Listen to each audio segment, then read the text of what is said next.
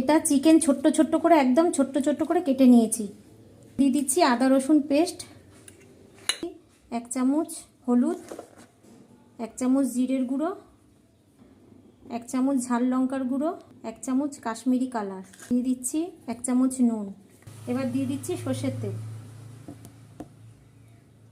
এবার আমি ভালো করে মাখিয়ে নেব। এখানে দিয়ে দিচ্ছি গোটা গরম মশলা, দিয়ে দিচ্ছি তেজপাতা, দিয়ে দিচ্ছি গোটা জিরে। চিকেনটা দিয়ে দেবো।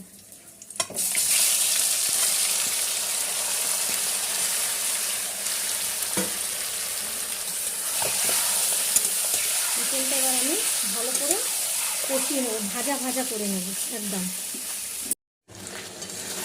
এই যে চিকেনটা থেকে জল ছেড়েছে অনেকটা, এবার জলটা টেনে নিলে তারপরে চিকেনটা একটু হালকা যেই ভাজা ভাজা হবে। এবার আমি এখানে কেটে রেখেছি পেঁয়াজ, এই যে এখানে আমি 3টে বড় বড় পেঁয়াজ কেটেছি, 2টো টমেটো কেটেছি, কাঁচা লঙ্কা নিয়েছি। এইটা এরপরে আমি দিয়ে দেবো চিকেনে।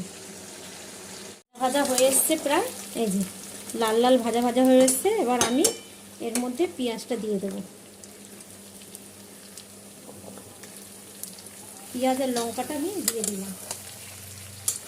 এবার এটা ভালো করে ভেজে নেব। এবার আমি টমেটোগুলো দিয়ে দিচ্ছি।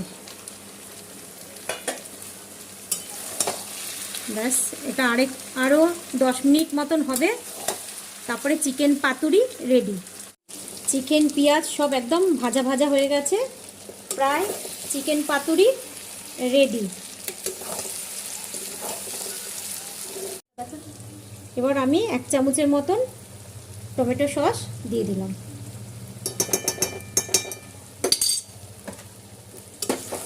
এবার এটা প্রায় হয়ে এসেছে। এবার আমি এর মধ্যে দিয়ে দিচ্ছি শাহি গরম মশলা। তো আমার চিকেন পাতুরি একদম রেডি হয়ে গেছে। চিকেন পাতুরি রেডি।